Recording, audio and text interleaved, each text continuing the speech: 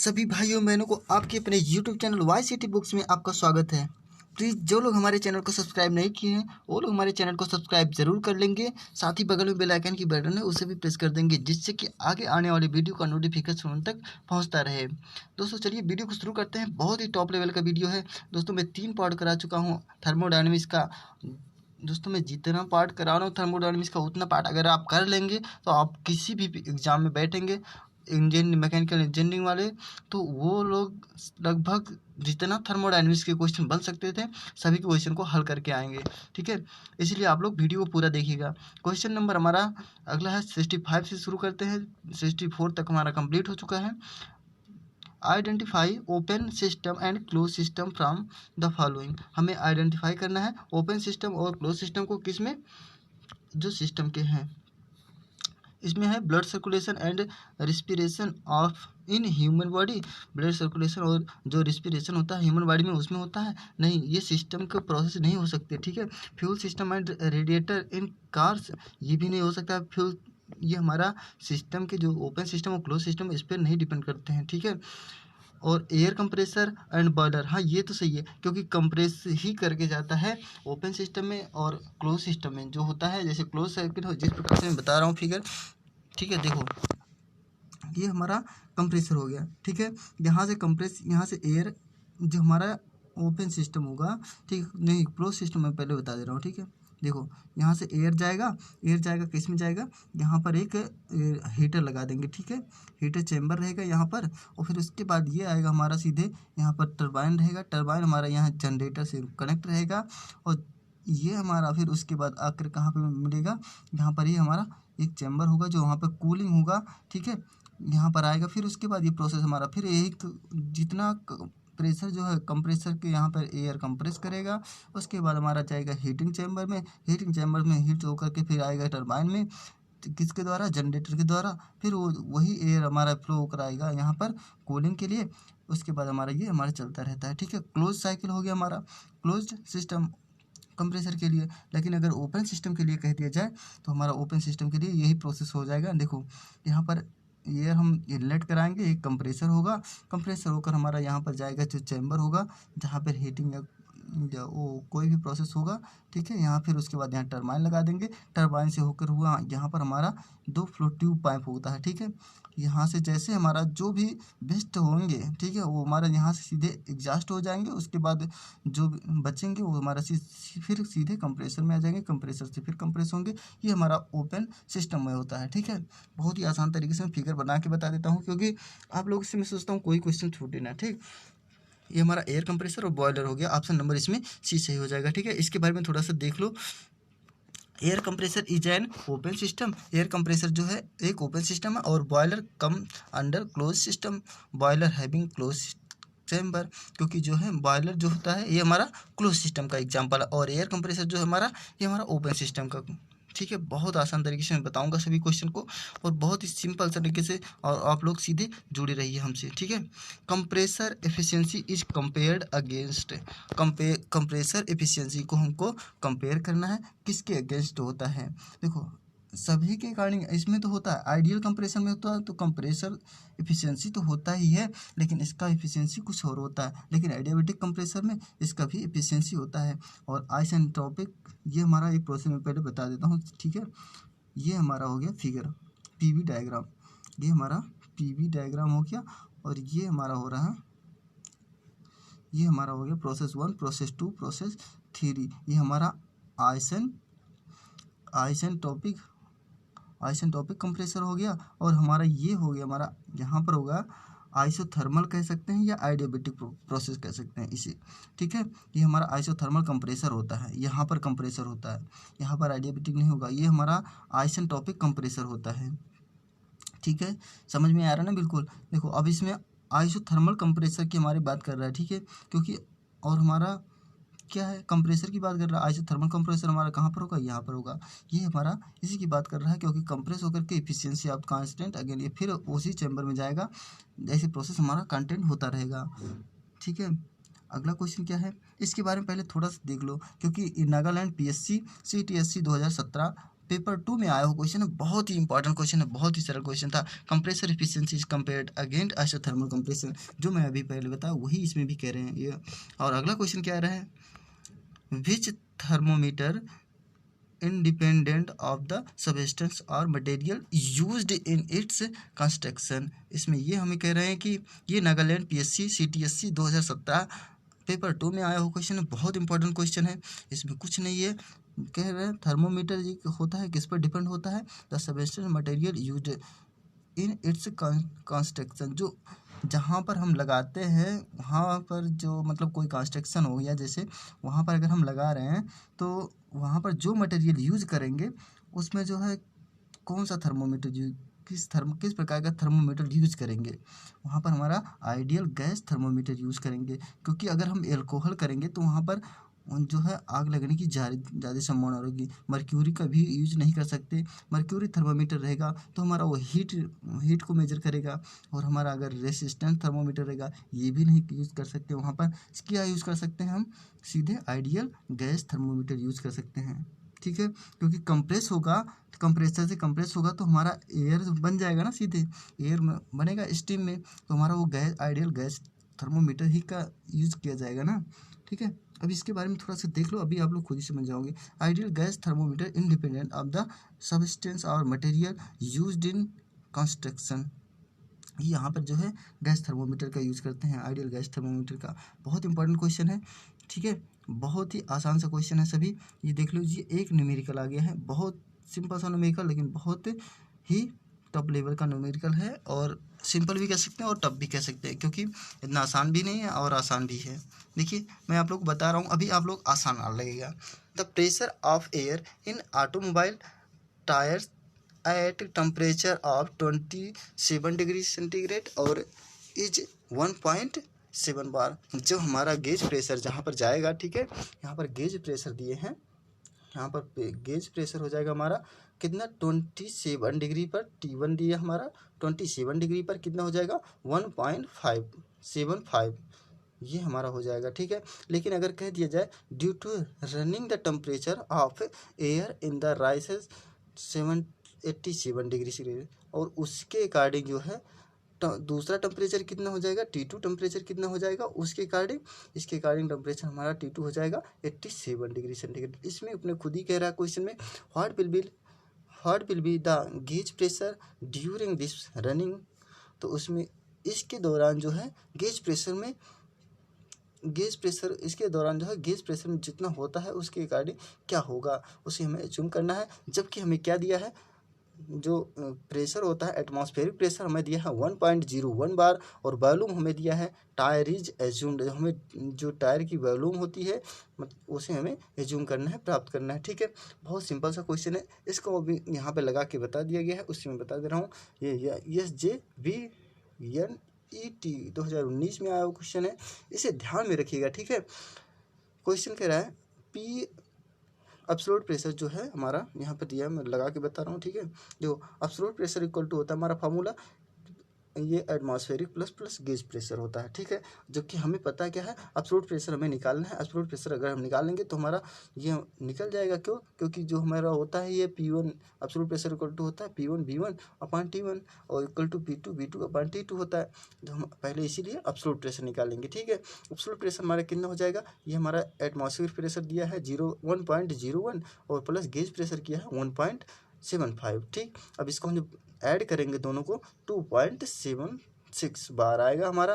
अब बार आ गया, absolute pressure आ गया। अब एब्सोल्यूट प्रेशर हम कैसे निकालेंगे, एब्सोल्यूट प्रेशर हमारा होता है P1 V1 अपान P2 V2, यहाँ पर दिया है equal to P2 V2 upon T2। ठीक है, यहाँ पर होता है। अब इसके बाद हम एब्सोल्यूट प्रेशर P2 निकाल देंगे, अगर हम इसको यहाँ पर रोकेंगे तो हमारा ये मल्टीप्लाई हो जाएगा इधर जा करके, एब्सोल्यूट प्रेशर यहाँ पर हमारा हो जाएगा एब्सोल्यूट प्रेशर इंटू T2 अपान T1, ये हमारा हो जाएगा कि नहीं होगा, हो जाएगा। ठीक है, एब्सोल्यूट प्रेशर T2 अपान, अब इसका हम वैल्यू पुट कर देंगे तो हमारा एब्सोल्यूट प्रेशर कितना निकला था यहाँ से हम लिख लेंगे 2.76 बार इंटू 360, ये हमारा जो हो जाएगा अपान 300। ये हमारा जो टेम्परेचर था T2 इसमें जो है 200 यानी 273 ऐड कर देंगे। जो हमारा निकला था 27 डिग्री था, तो उसमें हमारा हो जाएगा 300 यानी T1 हो जाएगा हमारा। और इसमें T2 में भी 273 ऐड कर देंगे तो हमारा 360 आ जाएगा। ठीक है, कोई दिक्कत नहीं होगी इसे ऐड करने में। कहाँ से आया T2, कहाँ से आया T1, कोई दिक्कत नहीं है। ठीक है, अब देखो, अब एब्सोल्यूट प्रेशर हमारा यहाँ कितना हो जाएगा, इसको जो हम वो करेंगे, सॉल्व करेंगे, तो हमारा 3.312 बार हमारा आएगा। और हम इसमें से क्या कर देंगे, हम अगर गेज प्रेशर हमें निकालना होगा तो हमें एटमॉस्फेरिक प्रेशर, एब्सोल्यूट प्रेशर को इसमें डिक्रीज कर देंगे ना। इसमें से अगर हम घटाएंगे तो हमारा कितना आ जाएगा, 2.302 बार, ये हमारा आ गया। ठीक है, अब इसके ये हमें यही निकालना था क्योंकि एब्सोल्यूट प्रेशर हमसे पूछ रहा था। तो एब्सोल्यूट प्रेशर कितना आ जाएगा हमारा, 2.302 बार। बहुत ही सिंपल सा था, इसमें कुछ नहीं करना था, बस T2 का मान यहाँ से 273 में ऐड करना था जो वैल्यू दिया था, और इसमें T1 में भी ऐड करना था बस। और एक्स्ट्रा और कोई काम नहीं था, सीधे फार्मूले पे ऐड करना था, कुछ नहीं था इसमें। ठीक है, और अगले क्वेश्चन को देख लेते हैं। ये भी क्वेश्चन बहुत इंपॉर्टेंट क्वेश्चन है, इसमें कुछ नहीं करना है। ठीक है, देख लो क्या है। ये non flow reversible process take place according to be equal to, ये हमें दिया है। ठीक है, बहुत ही सिंपल सा क्वेश्चन है। ये एक नॉन फ्लो है, reversible process take place according to be equal to 15/p meter cube, ये हमें वॉल्यूम दिया है। ठीक है, जहाँ P क्या है, जो हमारा ये क्या है, ये हमें दिया है P इज इन बार, जिसे हमें बार में निकालना है। What will be the work done in pressure change from 1 bar to 10 bar given in 10 bar. 10 equal to दिया हमें कितना हो जाएगा, 2.3025 बार, ये हमें दिया है। आ जाइए, मैं यहाँ सॉल्व करके लिख के रखा हूँ, इसी में समझा देता हूँ कैसे कैसे ये आ रहा है। ठीक है, हमें जो भी दिया है उसे मैं पहले पुट कर देता हूँ, लिख लेता हूँ। ठीक है, यहाँ पर V इक्वल टू हमें दिया है, V इक्वल टू दिया है 15/p मीटर क्यूब हमें दिया है, और P1 दिया है 1 बार, और P2 हमें दिया है 10 बार, और P1 V1 इक्वल टू हम फार्मूला लगा देंगे। ठीक है, P1 V1 इक्वल टू हमारा होता है P2 V2। ये हमारा जब पुट करेंगे वैल्यू तो P1/P2, यहाँ से हम ट्रांसफर करेंगे P1/P2 इक्वल टू V2/P1, ये हमारा आ जाएगा। ठीक है, और उसके बाद हम इसमें जैसे पुट करेंगे वैल्यू, P2 का मान हमारा कितना दिया है 1 बार, और P1 का मान हमारा दिया है 10 बार। अब हमें यहाँ पे जैसे, अब हमारा यहाँ पर क्या हो जाएगा आंसर। ठीक है, देखो, इसका मतलब हो जाएगा हमारा जब नॉन फ्लो वर्क होगा तो वहाँ पर नॉन फ्लो वर्क में क्या लगाएंगे हम फार्मूला, यहाँ पर मैं इसका नॉन फ्लो वर्क का फार्मूला भी ऐड कर दिया हूँ। ठीक है, देखो, जब नॉन फ्लो होगा तो इक्वल टू हो जाएगा, जब प्रेशर कांस्टेंट हो जाएगा, प्रेशर कांस्टेंट इसमें है नहीं। ठीक है, इंटीग्रेशन P इंटू dB, जो प्रेशर है और वॉल्यूम चेंज हो रहा है उसके अकॉर्डिंग होगा। जब हम इंटीग्रेशन हटाएंगे, इसमें लिमिट दिया है 1 बार, प्रेशर 1 बार दिया है, यहाँ P होगा, P1 को 1 बार दिया है, और P2 हमारा दिया है 10 बार। ठीक है, इसके अकॉर्डिंग हमें लिमिटेशन में तोड़ना है इसे। तो हम यहाँ पर हमारा हो जाएगा 15, हमारा कांस्टेंट है, ये भाई नंबर है, नंबर को हम सीधे बाहर आ जाएगा। ठीक है, नंबर हमारा बाहर आ गया, और लिमिटेशन 10/1 हमें दिया है 1/, अब जब हमें यहाँ आएगा तो 1/b हो जाएगा ना, 1/b इंटू dB। हमें डिफ्रेंसिएशन b के अकॉर्डिंग b के करना है। जो हमें ये तोड़ेंगे तो हमारा आ जाएगा, यहाँ पर लिमिटेशन हो जाएगा, यानी ये 1 हो जाएगा। 1 हमारा जो कांस्टेंट वैल्यू है, 1 का मान हमेशा 0 हो जाएगा। ठीक है, 15 हमारा है ही इसके अंदर, माइनस क्या हो जाएगा, लिमिटेशन में तोड़ेंगे, लिमिटेशन n इंटू 10 हो जाएगा। इतना तो पता है ना, 10 बार हो जाएगा ये हमारा लिमिटेशन। अब हमारा ये आएगा 15 यहाँ बाहर है, और जो हमारा कांस्टेंट वैल्यू होती है, जैसे नंबर वैल्यू होगी उसका हम लिमिटेशन अगर निकालेंगे, जैसे 1 का लिमिटेशन निकालेंगे या 2 का लिमिटेशन निकालेंगे, ये हमारा कांस्टेंट वैल्यू है, इसका मान हमेशा 0 हो जाएगा। तो इसीलिए लिमिटेशन हम 1 का निकालेंगे तो हमारा लिमिटेशन का मान 1 का मान 0 हो जाएगा। -2 पॉइंट लिमिटेशन 10 दिया है, लिमिटेशन 10 का मान हमें वहाँ पर क्वेश्चन में वैल्यू दिया था, इसलिए हम यहाँ पर रख देंगे। ठीक है, यहाँ पर रख दिया। अब हम इसका मल्टीप्लाई करेंगे 15 का, तो यहाँ पर 15 इंटू जीरो यानी 0 हो जाएगा, माइनस 15 इंटू 2.3025, इसका मान हो जाएगा हमारा इतना आ जाएगा। ठीक है, न्यूटन मीटर में आएगा। ठीक है, कोई दिक्कत नहीं, बहुत ही आसान सा क्वेश्चन था, बहुत ही सिंपली तरीके से मैं बता दिया। न्यूटन इंटू 10⁵ हम इसको और भी सॉल्व कर सकते हैं चाहे तो। इसको हम, ये न्यूटन मीटर में था, अब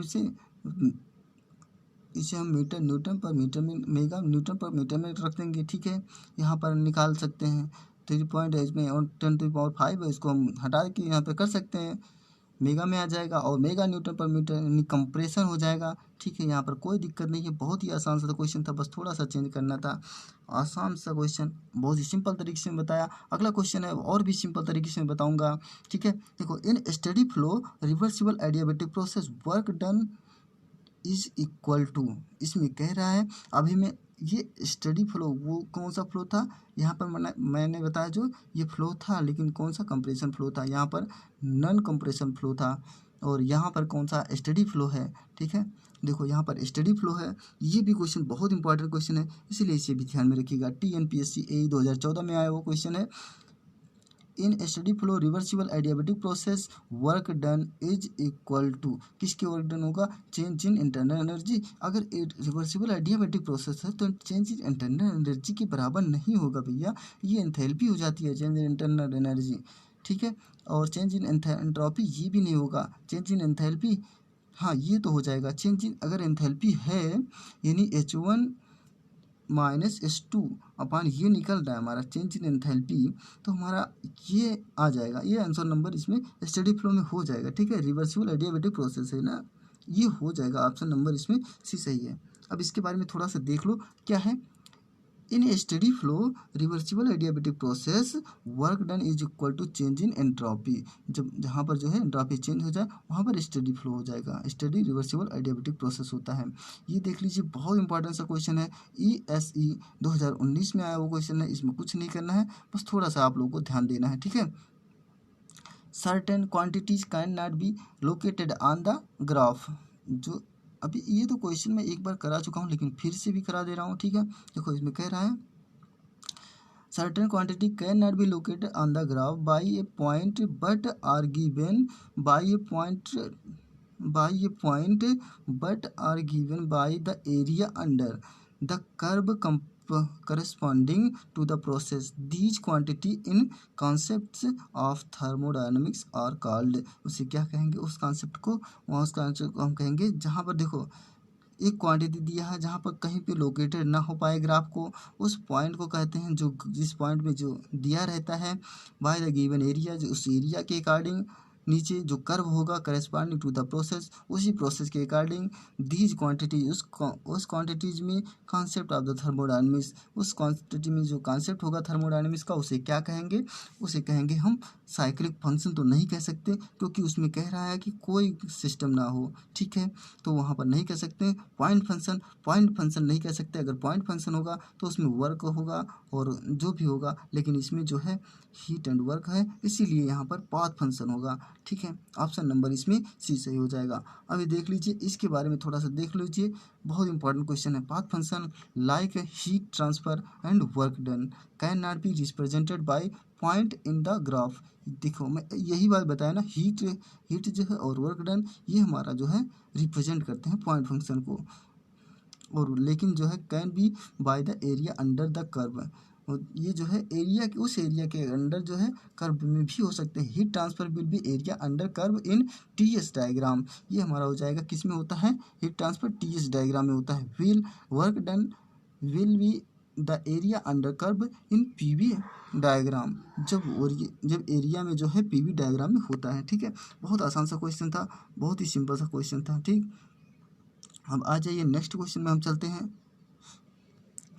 ये क्वेश्चन बहुत इंपॉर्टेंट क्वेश्चन है, ये थोड़ा सा ब्लर दिख रहा है, लेकिन मैं इसे समझा के आप लोगों को बता दे रहा हूँ कैसे कैसे हो रहा है। ठीक है, इसमें कोई दिक्कत नहीं होगी आप लोगों को, इसलिए मैं खुद ही बताऊँगा इसे।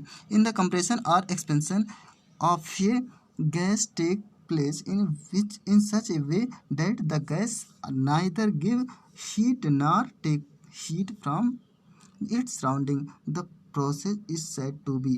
देखो इस प्रोसेस को हम क्या कहेंगे, इस प्रोसेस को हम कहेंगे एडियाबेटिक प्रोसेस, क्योंकि एडियाबेटिक प्रोसेस में होता ही है क्या कह रहा है इसमें, देखो गिव्स हीट नार, ना हीट को लिया जा सके ना हीट को दिया जा सकते फ्रॉम सराउंडिंग, उसी एरिया से, तो उस सराउंडिंग उसके चारों तरफ, तो वहाँ पर क्या हो जाएगा, कौन सा प्रोसेस कह सकते हैं, उसे एडियाबेटिक प्रोसेस कहते हैं। लेकिन अगर आइसोथर्मल प्रोसेस होता है तो आइसोथर्मल प्रोसेस में जो है टेम्परेचर कांस्टेंट रहता है, और आइसोबेरिक प्रोसेस में क्या होता है, इसमें प्रेशर कांस्टेंट रहता है। ठीक है, कोई दिक्कत नहीं, बहुत ही आसान तरीके से मैं बता रहा हूँ, सभी को समझ में आया ना। एडियाबेटिक प्रोसेस, आइसोथर्मल प्रोसेस और आइसोबेरिक प्रोसेस, कोई दिक्कत नहीं, इसीलिए मैं सोचा इसे मैं खुद ही बता देता हूँ। ये आया है हमारा APSC AEE 2012 में आया हुआ क्वेश्चन है, इसके बारे में थोड़ा सा देख लो, यहाँ पे है, मैं इसे पढ़ के बता दे रहा हूँ, आप लोग को नहीं दिख रहा होगा, लेकिन फिर भी ये क्वेश्चन बहुत इंपॉर्टेंट था, इसीलिए मैं सोचा इसे बता दिया जाए। इफ कंप्रेशन और expansion of a gas take place in such way that the gas neither give heat nor take heat from the surrounding,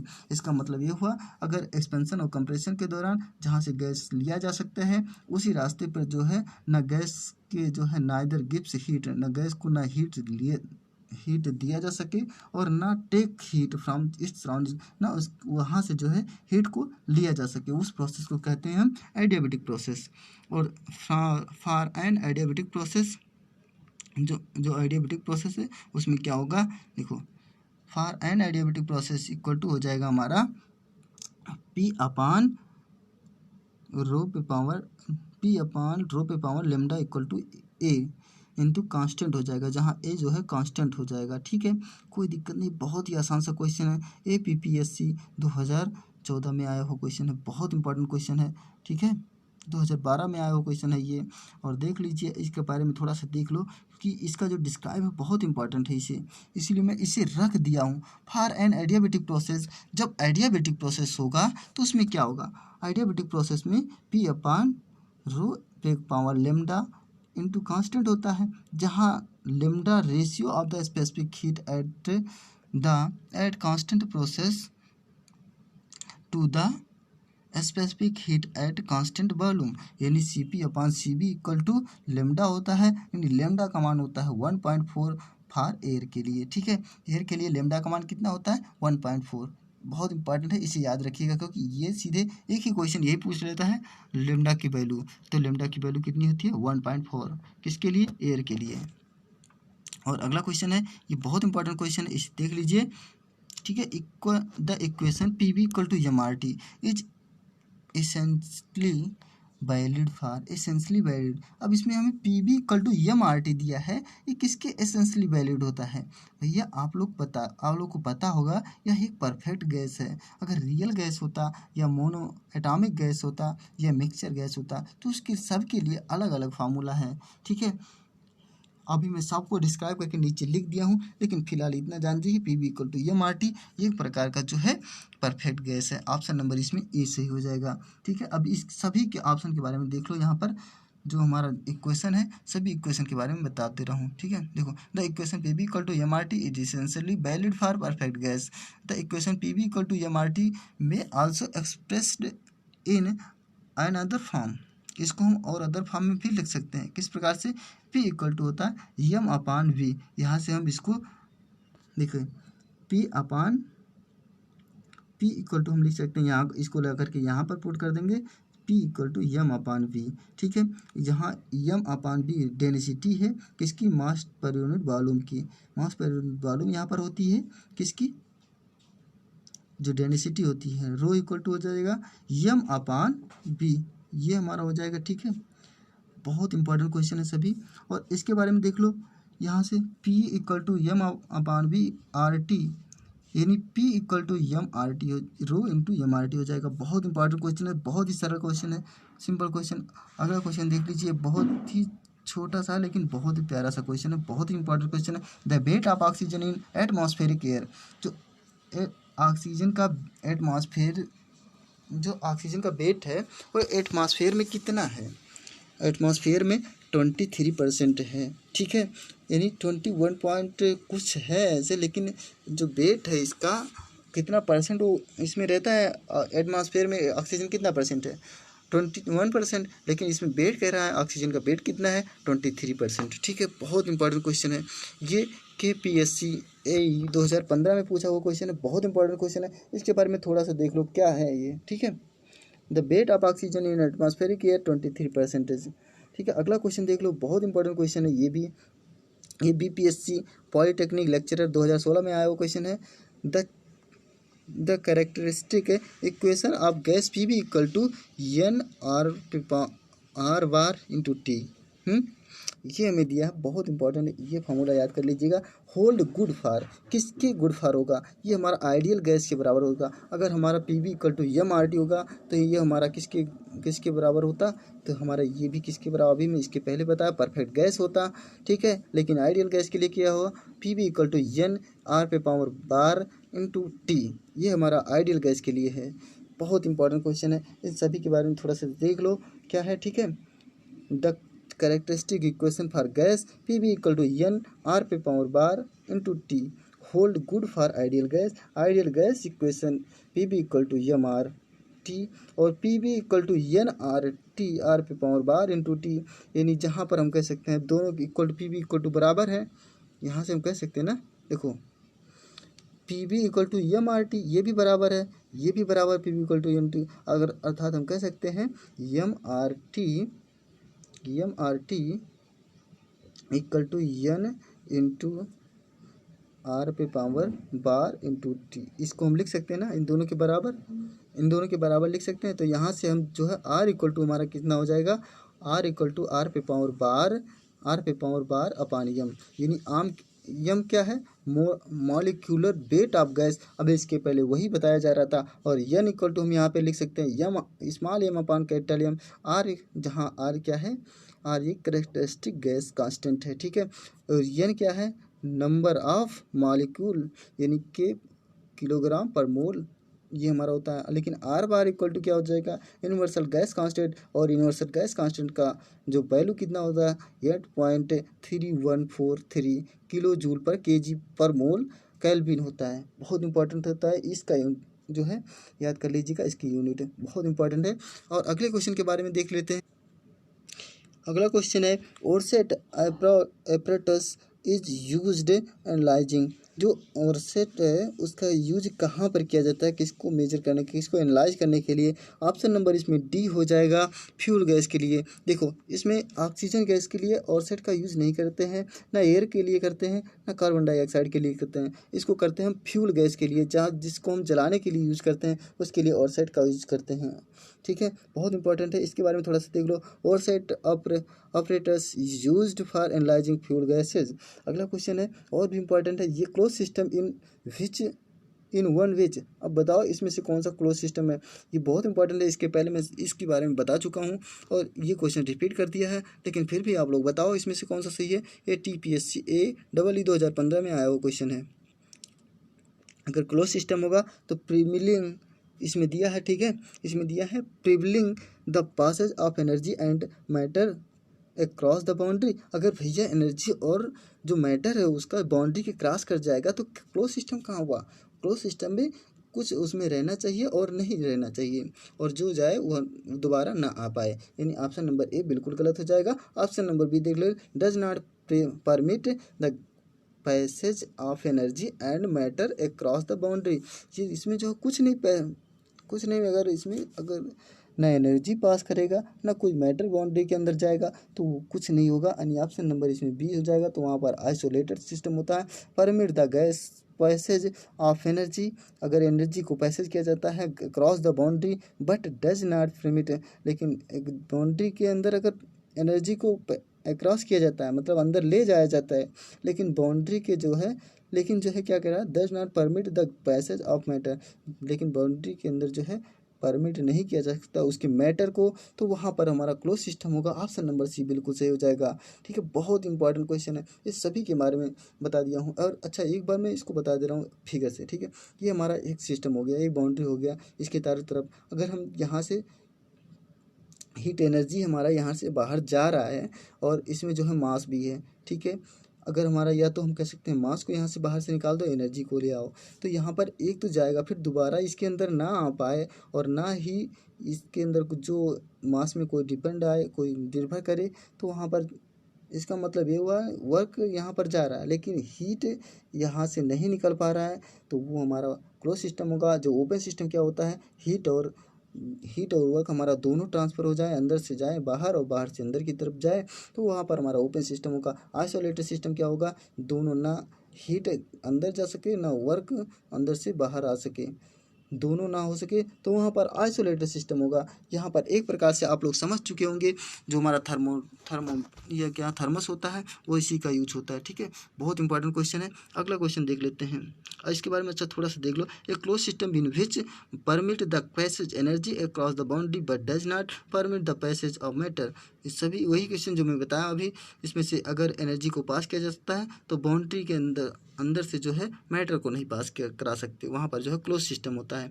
देखिए यहाँ पर कह रहा है, ये बहुत इंपॉर्टेंट है, एक बार मैं इसे बता चुका हूँ, फिर से इसे बता रहा हूँ। ओपन सिस्टम में क्या होता है, एनर्जी ट्रांसफ़र हो सकता है और वर्क भी ट्रांसफ़र हो सकता है। और क्लोज सिस्टम में क्या कहते हैं, एनर्जी को हम ट्रांसफ़र कर सकते हैं लेकिन वर्क ट्रांसफ़र नहीं होता। क्लोज आइसोलेटेड सिस्टम में क्या होता है, आइसोलेटेड सिस्टम में एनर्जी ट्रांसफ़र नहीं होगी, ना ही वर्क ट्रांसफ़र होगा, यानी दोनों इसमें नहीं होगा, अर्थात इसमें आइसोलेटेड सिस्टम होगा। बहुत इंपॉर्टेंट है, इस फिगर को ध्यान में रखिएगा। अगला क्वेश्चन है, ये भी UPPSC AE 12/4/2016 पेपर सेकंड में पूछा हुआ है। In the density of water is maximum. अब बताओ मैक्सिमम डेंसिटी कितनी होती है वाटर की, 4 डिग्री पर आएगा भैया। 4 डिग्री के बाद वो सीधे उसका वैल्यू होगा सीधे घटने लगेगा। ठीक है, मैक्सिमम वैल्यू होती है 4 डिग्री पर। 4 डिग्री के बाद वो बर्फ बनना स्टार्ट हो जाता है। ठीक, यानी ऑप्शन नंबर इसमें बी सही हो जाएगा। इसके बारे में थोड़ा सा देख लो। The maximum density of water across at 4 degree because at this temperature two opposing effect in the imbalance. ठीक है, उसके बैलेंस में जो है इफेक्ट होने लगती है, उसके बाद जो है बर्फ पड़ना होता है। यहाँ से हम कह सकते हैं इन आइस, जैसे आइस में the water molecule are in crystal lattice that has a lot of empty space. उसके जो इम्पटी स्पेस होता है, जो क्रिस्टल होते हैं वो बर्फ पड़ना स्टार्ट हो जाते हैं। When the ice melt to a liquid water, जो लिक्विड वाटर होता है वो बर्फ बन जाता है। The structure collapse and the density of the liquid increase. तो वहाँ की जो है डेंसिटी जो है इंक्रीज हो जाती है लिक्विड की।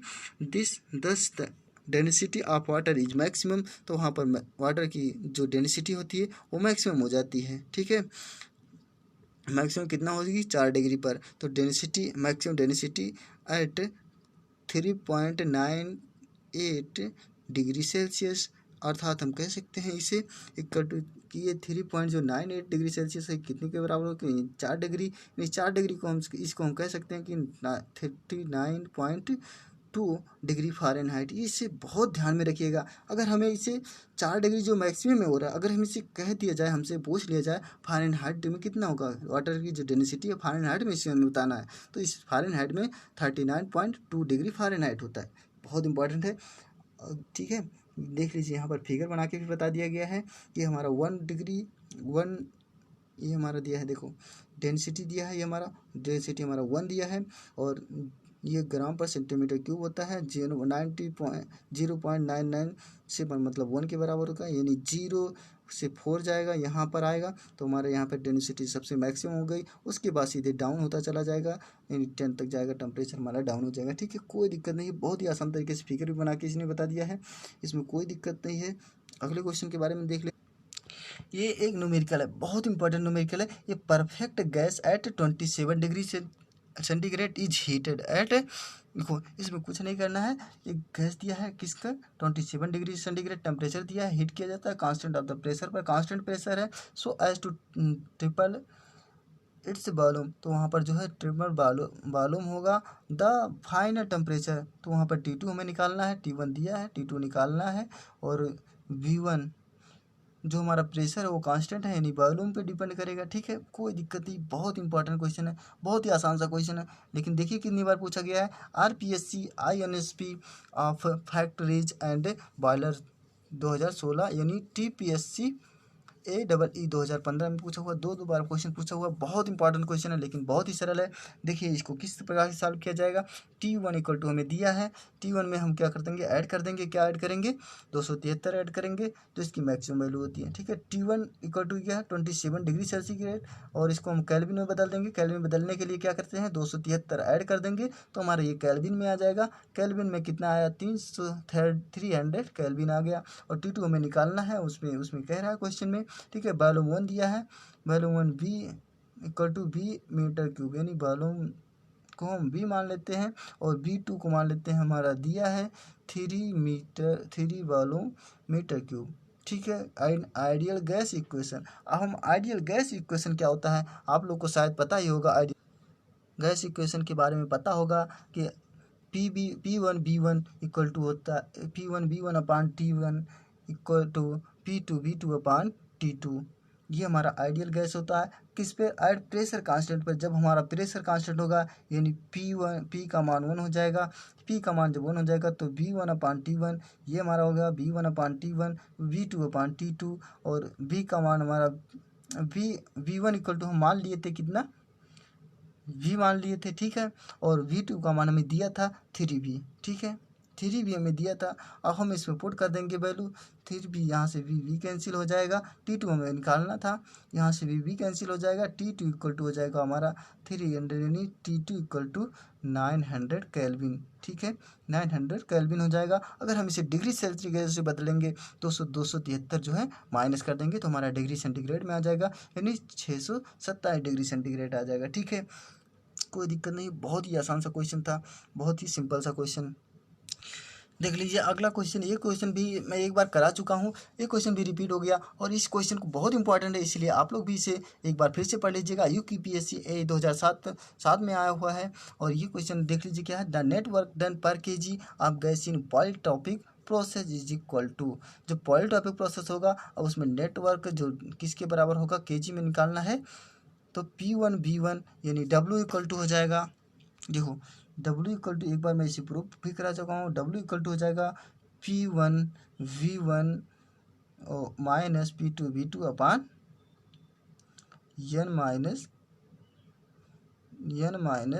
1। यहाँ पर हम उसके पहले करते थे λ-1, लेकिन यहाँ P1V1 माइनस P2V2 अपान N माइनस 1, कुछ भी हम कर सकते हैं, कोई दिक्कत नहीं है, बहुत ही आसान सा क्वेश्चन है। अगले क्वेश्चन के बारे में देखिए अगला क्वेश्चन क्या कह रहा है, which cycle has maximum efficiency for the same temperature limit. अगर सेम टेम्परेचर लिमिट में किसकी मैक्सिमम एफिशिएंसी होगी, मैक्सिमम एफिशिएंसी हो जाएगी हमारा कार्नोट साइकिल की। ऑप्शन नंबर बी सही हो जाएगा। और एक बात और, स्टर्लिंग साइकिल और कार्नोट साइकिल की एफिशिएंसी दोनों सेम ही होती है। ठीक है, कोई दिक्कत नहीं, बहुत ही आसान सा क्वेश्चन है, लेकिन बहुत ही, अगर हमारा कार्नोट साइकिल इसमें नहीं दिया होता तो हमें स्टर्लिंग साइकिल दिया होता तो स्टर्लिंग साइकिल पर भी लगा सकते थे। ठीक है, आज के लिए इतना ही। वीडियो कैसा लगा कमेंट बॉक्स में लिख के जरूर बताइएगा। दोस्तों एक बात और, हम आप लोग को बता दें कि YCT बुक्स जो सभी प्रकार की बुक्स अवेलेबल कराती है। अगर आपको किसी भी प्रकार की बुक्स की ज़रूरत है तो हमारे YCT बुक्स के ऑफिशियल वेबसाइट पे जा करके वहाँ से परचेज कर सकते हैं, नहीं तो हमारे टेलीग्राम ऐप को ज्वाइन कर लीजिए। वहाँ टेलीग्राम का जो लिंक हमें वीडियो के डिस्क्रिप्शन बॉक्स में दे दिया जाएगा, वहाँ से आप ज्वाइन कर सकते हैं, नहीं तो हमारे व्हाट्सएप नंबर से डायरेक्ट कॉन्टेक्ट कर सकते हैं। आप लोग को वहीं पर जहाँ पर हैं वहीं पर आप लोग को बुक अवेलेबल हो जाएगी। ठीक है, आज के लिए इतना ही, और नेक्स्ट वीडियो में हम फिर मिलेंगे, तब तक के लिए नमस्कार।